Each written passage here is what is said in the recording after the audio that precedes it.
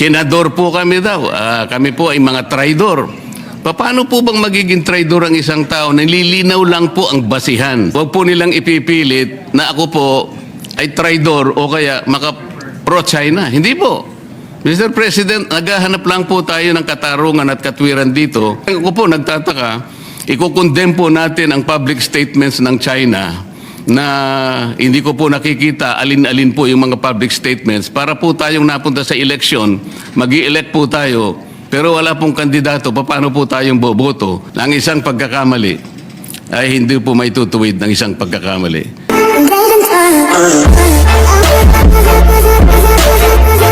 Senator Dante Marcoleta is recognized. Thank you, Mr. President. Gusto ko lang pong magpaliwanag sa mga ilang bagay dahil sa humaba po yung interpellation noon dahil sa isang napakaliit na issue lang na pinalaki po ng mga pangyayari. Nung panahon na ako po ay nag-interpellate, nagkaroon po ng misconception about the West Philippine Sea at saka yung ating exclusive economic zone. Kumbaga po sa pagluluto natin, Mr. Chair, ang nangyari po, nagluluto po tayo ng simpleng ulam lang, naging chapsuy po. At nung maging chapsuy po, lalo pa pong lumaki sapagkat meron pa pong napakaraming mga tao ang sumausaw at naglagay po ng seasoning. Isa po sa taong sumausaw sa issue, Mr. President, yung dating Justice ng Korte Suprema, si Justice Carpio, at saka yung isang profesor yata ng Universidad ng Pilipinas, nangangalang J. Batong Bakal. Napakasimple po ng gusto ko lamang pong matukoy noon, Mr. President, na dahil nga po sa mga batas na ginawa natin, nung dinidefine natin ang West Philippine Sea, isinama po natin yung Kalayaan Island Group. Sinasabi ko lamang po na kaya tayo nagkaroon ng matinding hindi pagkakaunawaan. Marami po kasing sektor na nagsabi na ba't nyo pa pag-uusapan yung West Philippine Sea? Nanalo na tayo sa arbitral tribunal at na-define na nga ang ating exclusive economic zone. So ang nangyari po, akala nila yung exclusive economic zone, siya na rin yung West Philippine Sea, hindi po. Napakadali pong i-define ang ating exclusive economic zone kung paano nating madidefine din ang ating territorial sea at ang ating contiguous zone, even our continental shelf at ang ating territorial sea, sapagkat magsisimula nga po doon sa archipelagic baselines. Ang nagiging problema po, pinipilit nila na yung West Philippine Sea kagaya na rin ng EEZ. Hindi po. Nung isama po yung Kalayaan Island Group, nakalimutan po nila na yung ibang features na sinasakop po ng ating bansa, halimbawa po yung Pag-asa, yung Parola, yung Kota, yung Langkiam, ito po ay 200 nautical miles away from the baseline, ay from the EEZ. Kaya nasa labas po sila. Alam po nyo, Mr. President, nung nagkaroon po tayo ng hearing sa CA, tinangka ko pong itanong sa ating ilang mga miyembro ng armed forces na nandoon, 35 po sila, Mr. President. Nalungkot po ako nung malaman ko sa sagot nila, hindi pala nila alam na yung ating mga occupied territories sa KIG ay nasa labas po ng ating exclusive economic zone. Ito po yung mga official po ng ating armed forces, Mr. President. Nakalulungkot po sapagkat ano po ang ipagtatanggol nila kung hindi naman po nila alam pala kung nasaan po yung mga isla na ating pong sinasakupan. Napakahalaga po no na Mr. President, bagamat ang usapan doon ay teritoryo, dahil sa definition po ng ating West Philippine Sea, ang importante po doon ay yung karagatang sinasakupan natin. Kung isasama po natin ang West Philippine Sea, Mr. President, ang gusto ng Pilipinas kasi, ituring po yung mga features sa Spratlys na isang grupo lamang ng mga isla. Yung tinatawag po nilang offshore archipelago. Ang sabi po ng arbitral tribunal, Mr. President, hindi po ninyo magagawa yan, sabi niya, sa Pilipinas. Tama na kayo po ay isang archipelagic nation, ngunit hindi nyo magagawa yan sapagkat you will not be able to meet the requirements of land and water ratio. Kung di po ako nagkakali, Mr. President, ang ratio po is 1 to about 9.135, something like that. Ibig sabihin po, meron pong standard na pagitan po kasi ng baselines kung saan mo ikakapit yung baseline. Kasi magkakalayo po sila eh. Lalong-lalo na po doon sa mga ibang features, Mr. President, na hindi okupado ng Pilipinas. Ang dami po nun. Ang okupado lamang po ay apat.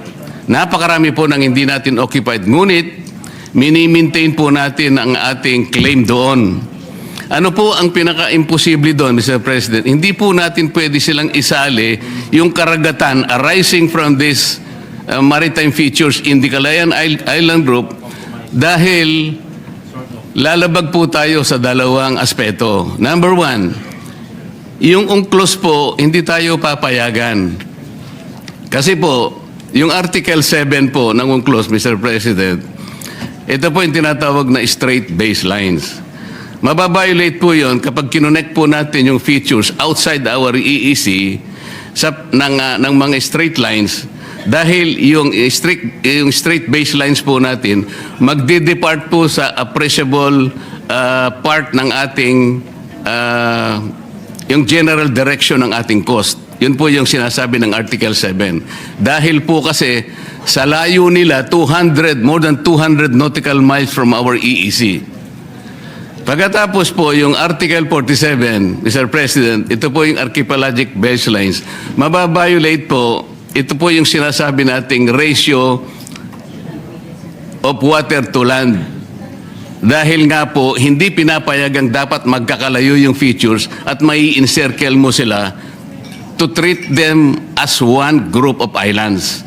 Hindi sila pwedeng i-classify na isang unit lamang para lang mag-generate ng sarili nilang maritime space. Ngayon, ito po yung nangyari. Dahil imposible po, dahil nga sa Article 89 naman po, ng UNCLOS din, Mr. President, hindi po natin pwedeng i-appropriate ang high seas. Nakalagay po talaga. Yung mga features po na malalayo sa ating exclusive economic zone, Mr. President, ang layo na po nasa high seas na. Sa layo nila sa bawat isa, they are also separated by high seas. Kapag kinonect po natin mula dun sa ating exclusive economic zone, ma-appropriate po natin ang high seas, mababiolate po natin ang 3 artikulo ng UNCLOS. Pati po yung tribunal ay inconsistent na rin po yung tayo natin. Sinabi rin po niya sa China yun eh. Maski na ikaw China, sabi niya, you cannot regard this Pratt list as one group of islands or to regard it as one unit dahil hindi ka naman archipelagic country. China, sabi niya, ikaw ay isang continental state. So kapwa po tayo pinagbawalan. Ano po ang aking gustong palabasin dito, Mr. President? Hindi po natin pwedeng saklawin yung KIG. Pero liliwanagin ko po, yung KIG, atin po yun eh. Ang pinag-uusapan natin, land features, teritoryo po yun, Mr. President. Ibang bagay yun. Hindi ko po sinasabang hindi atin yun. Ngunit dahil ang pinag-uusapan natin, West Philippine Sea, yung katubigan natin, imposible pong i-connect natin yung ating exclusive economic zone at ituloy po natin doon sa territorial sea na generate po ng napakaraming features. Magkakamali po tayo, yun ang pinagbabawalan tayo. Ngayon, bakit po nung nag-hearing tayo sa CA, paano ko po nasabi na imposible yun kako doon sa representative po ng Armed Forces? Mahihirapan po kayo, imposible, dahil malalabag po natin ang napakaraming artikulo ng UNCLOS. Hindi po natin mai-enclose, hindi po natin makokonek yung territorial seas nung napakaraming features na yon na ating ino-occupy. Magkakamali po tayo. At baka sakali, kung gusto nyong gawin, we cannot do that unless, sabi ko, we give up our itong KIG. Hindi ko po sinasabi na i-give up natin. I am only trying to reinforce the argument na hindi at imposible nating gawin sapagkat atin yung teritoryo pero sa tubig hindi po natin pwedeng itagos yung mga baselines dahil magkakasala tayo at lalabag po tayo sa UNCLOS mismo. Ang dami po ngayong mga gumagawa ng kung ano-anong salita. Sumama na nga po yung napakaraming tao na sinasabi ko raw, i-give up natin ang KIG. Mr. President, kahit kailan hindi ko sinabi yun.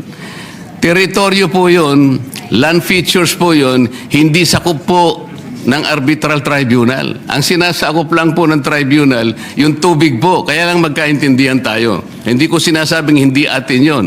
Teritoryo na natin yon dahil occupied na po natin yon.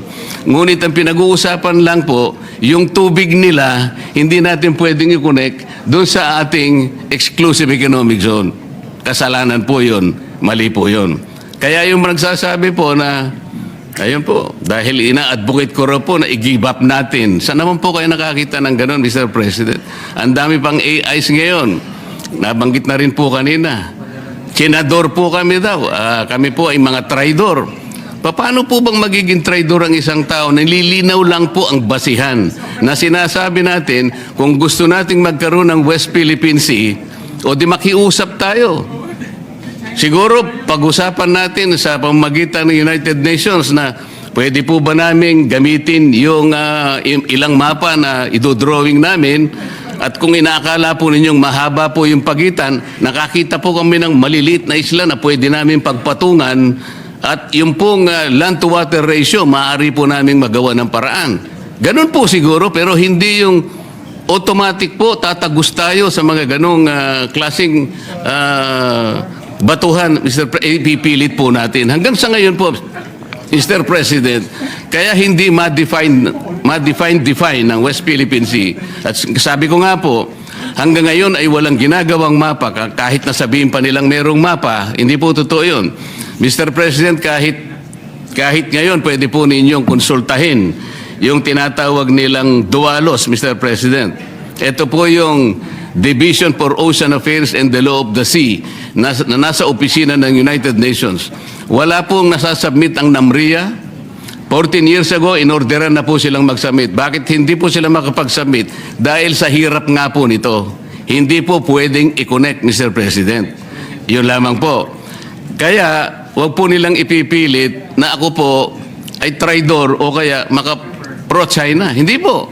Mr. President, naghahanap lang po tayo ng katarungan at katwiran dito. Kailangan maabisuhan po natin ang Coast Guard na kung ano man ang kanilang pinagsasabi rito, nagkakamali po kayo sapagkat wala pa pong West Philippines, wala pa po tayong mapa. Ang West Philippine Sea, nagkakaintindihan pa tayo, gusto nating gawin, gusto nating i-drawing, pero pagsikapan po natin kung paano natin talaga i-drawing sa harap ng napakaraming legal impediments na nakaharap sa atin. Yun po yung gusto kong linawin, Mr. President. Ngayon, kaugnay po dun sa pagbobotohan natin ngayon. Kagaya po na sinabi ni Senator Cayetano, Mr. President, talagang ako po nagtataka, ikukondem po natin ang public statements ng China na hindi ko po nakikita alin-alin po yung mga public statements para po tayong napunta sa eleksyon, mag-i-elect po tayo, pero wala pong kandidato, paano po tayong boboto? Yun po yung pinaka-problema natin. Yung pong Coast Guard, Mr. President, binasa ko po yung kanilang mga kapangyarihan, yung powers and functions of the Coast Guard. Hindi po nagkakamali, nasa 17 functions and powers. Ni isa doon, wala po akong makita, Mr. President, na pwedeng gawin ng isang spokesperson, nagagawa siya ng ganun, pupunta siya sa isang eskwela, magdi-discuss siya doon at sasabihin niya, bully ang presidente ng China at gagawa siya ng caricature. Wala po sa functions eh. Paano po ngayon natin bibigyan ng encouragement na pagbobotohan natin, ididepensa po natin yung paraan na ganun. Tayo po ay nagkakaisa na kailangan po natin ilaban ng sa atin. Nasabi na po yan kanina ni Senator Alan. Ngunit yung pamamaraan po ang problema eh. Ngayon, gusto kong bumoto sana kung halimbawa Manila ang pinag-uusapan natin. Ngunit kung boboto tayo nang dahil sa pinag-aawayan natin, nagmula po sa isang salita o pamamaraan ng isang spokesman ng Coast Guard at doon nga po ang pinagmulan ng maanghang na salita at ngayon nga po ay nakukompromiso na tayo at pagbobotohan natin, susuportahan natin yung ganung pamamaraan, baka lalo po tayong magkamali eh. Mr. President, tayo pong mga Pilipino, merong kasabihan eh. Kapag binato ka pag pinukol ka ng bato, batuhin mo ng tinapay. Yun po yung kulturang Pilipino, Mr. President. Ngayon po, maski sa Biblia po may sinasabi, kapag yung bulag, ginakay niya ay kapwa bulag, wala po silang kapupuntahan, Mr. President. Naghahanap po tayo rito ng clarity. Ano po ang nangyari? Sa paghanap ko ng clarity, sa paghanap ko ng sagot, para suportahan natin ang West Philippine Sea, ang inaani ko pa po ay parang ako po'y maka-China. Hindi po. Hindi po. Sana po ipatawag natin ang NAMRIA. Para sa ganun, itanong natin sa kanya, bakit sinabihan ka na in 2012 sa pamagitan ng Administrative Order Number 29.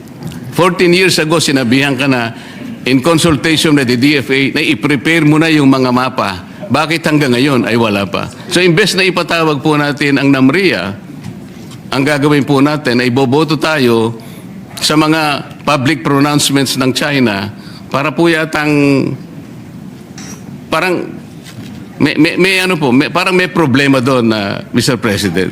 Imbes na ipatawag natin yung mga taong dapat gumawa ng mapa sapagkat gusto ko rin pong malaman kung paano nila gagawin ang mapa. Sa akin po kasing palagay, imposible silang makagawa ng mapa dahil nga magbabiolate tayo sa napakarami po na artikulo ng UNCLOS at lalabagin po natin yung arbitral award na ating isang pinagbabasihan. So, Mr. President,